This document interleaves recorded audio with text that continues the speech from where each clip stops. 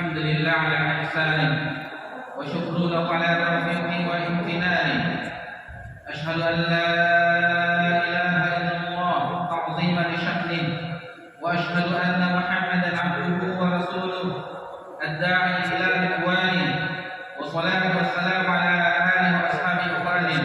أما بعد، puji syukur hanya milik Allah Subhanahu wa taala semata. Karena Allah Subhanahu wa taala senantiasa melimpahkan nikmat-Nya dan itu tidak pernah terhenti walaupun hanya sekejap mata. Kemudian salawat beriringkan salam kepada Nabi kita tercinta Nabi Muhammad sallallahu alaihi wasallam. Bapak-bapak, ibu-ibu, jamaah salat zuhur, jamaah takwa yang semoga diberkahi dan dirahmati Allah Subhanahu wa taala. Alhamdulillah, di siang yang berbahagia ini kita berada di tanggal 16 Safar tahun 1446 Hijriah, bertepatan tanggal 21 Agustus 2024 Masehi. Insyaallah kita akan melanjutkan pelajaran kita pembahasan pada kitab Al-Jami', bagian akhir dari Bulughul Maram yang disusun oleh Al-Hafiz Ibnu Hajar Al-Asqalani rahimahullah taala. Kita masih di bab yang keempat, yaitu peringatan dari akhlak yang buruk. Bab yang keempat, peringatan dari akhlak yang buruk. Dan insyaallah kita membahas hadis yang ketujuh pada bab ini. Hadis tersebut berbunyi, An Abdullah bin Mas'ud qala, dari Abdullah bin Mas'ud radhiyallahu anhu, ia berkata, qala Rasulullah sallallahu alaihi wasallam, Rasulullah sallallahu alaihi wasallam bersabda, sibabul muslimin fusuq, sibabul muslimi fusuqun, mencela seorang muslim merupakan kefasikan, wa qitaluhu kufrun, dan memeranginya merupakan kekufuran. Hadis ini muttafaqun alaih, diriwayatkan oleh Imam Bukhari dan Imam Muslim di dalam kitab sahih mereka berdua. Bapak-bapak, ibu-ibu yang semoga diberkahi dan dirahmati oleh Allah Subhanahu wa taala, hadis yang baru saja kita dengarkan mengandung dua pokok pembahasan. Yang pertama, hukum bagi orang yang mencela sesama muslim. Adapun yang kedua, yaitu hukum memeranginya. Kita bahas satu persatu di kalimat sibabul muslimin fusuq, yakni mencela seorang muslim itu dikatakan oleh Nabi SAW pada hadis ini merupakan perbuatan fasik. Bapak-bapak, ibu yang semoga diberkahi dan dirahmati oleh Allah Subhanahu wa taala, perhatikan kalimat sibab dan sabbun. Sibab dan sabbun itu dua kata di dalam bahasa Arab berbeda maknanya. Sebagaimana dijelaskan oleh ulama kita, sabbun artinya mencela seorang muslim yang mana sikap atau aib itu ada pada dirinya, memang ada pada dirinya, melekat pada dirinya, itu disebut dengan sabbun. Adapun sibabun maknanya lebih parah, yakni seseorang mencela saudaranya sesama muslim, akan tetapi aib tersebut, kelakuan buruk tersebut tidak ada padanya. Dan ini yang kedua ini yang kita bahas di siang berbahagia ini, itu sibabun, mencela aib yang tidak ada pada saudaranya. Adapun sabbun itu ada pada saudaranya. Jadi ini lebih parah. Sibabun itu lebih parah lagi. Kefasikan di dalam bahasa Arab itu maknanya seseorang yang keluar dari kebenaran. Kefasikan adalah orang yang keluar dari kebenaran. Adapun secara istilah, kefasikan itu lebih besar daripada sekedar maksiat. Jadi fasik itu lebih besar kemudaratannya daripada kemaksiatan. Dan di dalam hadis ini pelajaran yang bisa kita ambil bahwasanya mencela, mencaci saudara kita sesama muslim itu tidak boleh. Tidak boleh. Menyebutkan aibnya itu merupakan perbuatan yang terjerumus kepada kefasikan. Seharusnya yang kita lakukan adalah menutup aibnya. Meskipun itu ada pada diri saudara atau saudari kita harus menutupnya. Karena Nabi Sallallahu Alaihi Wasallam mengajarkan kita di bab sebelumnya agar menjaga lisannya. Hadis dari Abdullah bin Amr radhiyallahu anhu berkata, "Lam yakulim Nabi Sallallahu Alaihi Wasallam fahisha."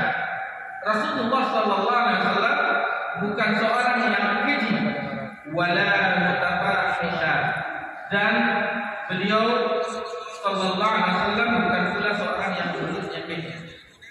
Ini diriwayatkan oleh Bukhari dalam Sahihnya. Bahkan Nabi kita tercinta Sallallahu Alaihi Wasallam menegur salah seorang istrinya, Ummul Mukminin Aisyah radhiyallahu anha, ketika ada sekelompok orang Yahudi yang mengucapkan salam kepada Nabi Sallallahu Alaihi Wasallam dengan Assalamualaikum, yang maknanya kebinasaan, kematian bagimu. Faqalat Aisyah, maka Aisyah radhiyallahu anha, bal alaikumussalam wa la'nah, bahkan untuk kebinasaan dan laknat. Waqala Rasulullah Sallallahu Alaihi Wasallam, maka Rasulullah SAW menasihati Aisyah, ya Aisyah, inna Allah yuhibbul rifqa. Wahai Aisyah, sesungguhnya Allah itu mencintai kelembutan. Fil amri kulli, di setiap urusan. Qalat, lalu diucapkan, alam tasma' ma qalu. Lalu Aisyah mengatakan kepada Nabi SAW, bukankah engkau mendengarnya apa yang diucapkan oleh orang Yahudi itu, wahai Rasulullah? Qala, lalu Nabi sallallahu alaihi wasallam bersabda, qad qultu alaikum, cukup dengan menjawab yaitu alaikum, begitu juga atasnya. Jadi kalau ada orang-orang yang non muslim mengucapkan seperti tadi orang Yahudi, assalamualaikum, tidak assalamualaikum, cukup dengan waalaikum, sudah selesai. Tidak perlu menambah-nambah sebagaimana tidak. Dan itu yang dicela oleh Nabi SAW, bahwasanya memang sifat orang munafik, orang Yahudi tersebut ada di dalam kitab Allah. Bukankah orang Yahudi itu dilaknat oleh Allah Subhanahu wa taala? Akan tetapi itulah kelembutan Nabi menegur Aisyah radhiyallahu anha, karena disebutkan oleh Nabi, innallaha yuhibbur rifqa fil amri kulli. Sesungguhnya Allah itu mencintai kelembutan dalam setiap perkara. Itu yang ada pada orang-orang Yahudi. Lalu bagaimana yang tidak ada? Tentu itulah cara pandang Nabi Sallallahu Alaihi Wasallam. Ketika Nabi Sallallahu Alaihi Wasallam memperingatkan Ummul Mukminin Aisyah radhiyallahu anha agar orang-orang mengetahui kualitas di sekitar Nabi SAW, yang mereka itu hidup orang-orang yang juga sebagiannya belum memeluk agama Islam, sebagiannya adalah orang-orang Yahudi, mengetahui bagaimana akhlak agama Islam tersebut, bagaimana akhlak yang mulia yang dituntun oleh agama yang mulia. Bapak-bapak, ibu-ibu yang semoga berkati dan dirahmati oleh Allah Subhanahu wa taala. Lalu muncul pertanyaan, bagaimana seseorang itu memang melakukan, bahkan dieksposnya di media sosial, akun sosmednya. Kalau orang seperti ini boleh, karena Nabi Sallallahu Alaihi Wasallam bersabda, kullu ummati mu'afah, setiap umat itu dimaafkan, illa mujahirun, kecuali orang yang menampakkan dosanya, seperti dia bermaksiat menampakkan di sosial medianya, maka tidak mengapa kita mengucapkan tersebut, karena dia telah mengumbar maksiatnya. Yang kita tutup aibnya bagi orang yang kelihatan secara lahirnya dia baik, jangan kita korek-korek, jangan kita cari-cari kesalahan. Tetapi kalau dia sudah biasa dengan kehidupan maksiatnya lalu dieksposnya di medianya, ini tidaklah mengapa. Jangan tiru si fulan ini karena dia telah berbuat begini, jangan tiru si fulan ini, tidak mengapa. Jadi itu bedanya yang bisa kita petik pada kalimat yang pertama. Kemudian yang kedua, wa qitaluhu kufrun, dan memeranginya itu dihukumi dengan kekufuran. Ketika Rasulullah SAW menyebutkan kekufuran, itu artinya perbuatan itu lebih besar lagi mudaratnya atau kemaksiatannya dibandingkan kefasikan, itu lebih tinggi lagi. Dan orang yang membunuh secara sengaja itu dikecam di dalam agama kita, sebagaimana firman Allah Subhanahu wa taala dalam surah An-Nisa ayat 93, wa may yaqtul mu'minan muta'ammidan, barang siapa yang sengaja membunuh seorang mukmin, fajazaa'uhu jahannam, maka balasannya adalah neraka jahanam, khalidan fiha, dan ia kekal di dalamnya, wa ghadiballahu alaihi, dan Allah murka terhadapnya, wa la'ahu wa 'adalahu 'adaban 'azima, dan Allah melaknatnya, dan Allah menyiapkan baginya azab yang pedih. Ayat ini berisi ancaman bagi orang yang memerangi seorang muslim, apalagi sampai membunuhnya, karena Rasulullah SAW pernah menyebutkan bagaimana berharganya jiwa seorang mukmin. Sebagaimana Nabi sabdakan yang terdapat di dalam Sunan An-Nasai, la zawalud dunya ahwanu indallah, hilangnya dunia, hancurnya dunia ini lebih ringan di sisi Allah min qatli rajulin muslim, dari terbunuhnya seorang muslim. Begitu berharganya jiwa seorang muslim di sisi Allah Subhanahu wa taala. Karena apa? Karena orang muslim telah mengucapkan dua kalimat syahadat, la ilaha illallah, tidak ada ilah yang berhak disembah kecuali Allah. Kemudian dia bersaksi wa anna Muhammadar Rasulullah, dan sesungguhnya Muhammad itu Rasulullah. Kemudian mereka beribadah, orang muslim itu beribadah, orang muslim itu beristighfar, bertasbih, mengagungkan Allah Subhanahu wa taala, berzakat dan segala macamnya, haji. Dan ini adalah suatu perkara besar di dalam agama.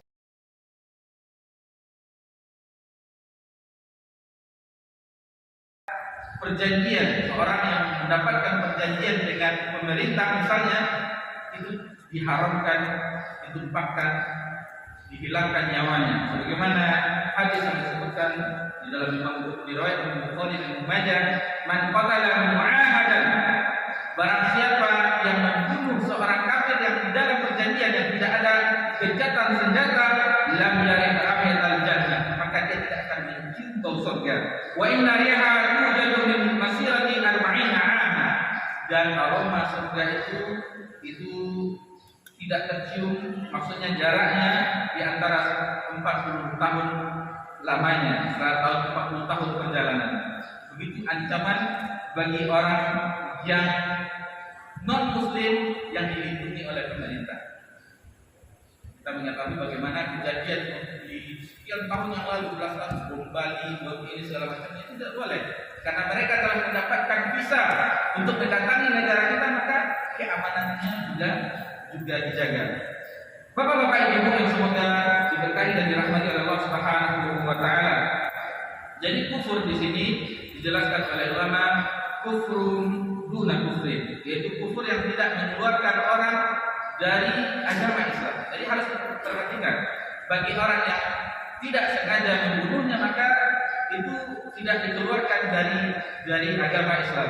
Misalnya tidak sengaja dan segala macamnya, akan tetapi tetap ditegakkan hukum kepada orang bersalah. Yang itu dikeluarkan dari agama, yang menghalalkan yang dengan sengaja, seperti menghalalkan darah seorang muslim dan tidak merasa ini tidak dosa karena begini dan segala macamnya, itu yang tidak boleh di dalam agama kita. Dalilnya firman Allah Subhanahu wa taala dalam surah Hujurat ayat 9, wa in ta'ifatani minal mu'minina faqatalu fa aslihu bainahuma. Jika ada dua golongan dari kaum mukminin yang berperang saling membunuh, maka damaikanlah di antara mereka. Ini perhatikan, wa in ta'ifatani minal mu'minin, dua golongan orang beriman, masih dianggap orang beriman. Kemudian seharusnya kita lakukan untuk mendamaikan, sebagaimana di ayat yang lain dalam surah Hujurat ayat 10, innamal mu'minuna ikhwah, sesungguhnya orang beriman itu bersaudara, fa aslihu baina akhawaykum, dan damaikanlah ketika saudara tersebut bertikai atau sedang bermusuhan. Bapak-bapak ibu yang semoga diberkahi dan dirahmati oleh Allah Subhanahu wa taala, itulah dua hukum yang bisa kita pelajari di waktu yang singkat sebelum iqamah zuhur, bahwasanya Nabi SAW menyebutkan sibabul muslimi fusuq, yaitu mencela seorang muslim itu dihukumi dengan kefasikan. Kemudian waqifalu kufrun, dan membunuh seorang muslim itu dihukumi dengan kekufuran. Oleh karena itu, maka hendaklah bagi kita seorang muslim tidak tidak berakhlak buruk. Sebagaimana bab yang kita bahas, larangan bagi orang yang berakhlak buruk atau mencaci maki seorang muslim atau yang lainnya, atau bahkan sampai memeranginya, membunuhnya, itu tidak dibolehkan di dalam agama kita. Semoga Allah Subhanahu wa taala merubah akhlak kita yang sebagaimana sebelumnya misalnya kita belum mengetahuinya, kita masih lancang lisan kita terhadap saudara-saudari kita. Allah jaga memperbaiki lisan kita dan kita menjaga kehormatan saudara-saudari kita selama sesama muslim. Demikian saja yang bisa kita pelajari di siang yang berbahagia ini. Mohon maaf jika terdapat kesalahan. Subhanallah wa bihamdihi, asyhadu an la ilaha illa anta, astaghfiruka wa atubu ilaik. Nabi Muhammad sallallahu alaihi wasallam wa ala alihi wa sahbihi ajma'in. Walhamdulillahirabbil alamin. Wassalamu alaikum warahmatullahi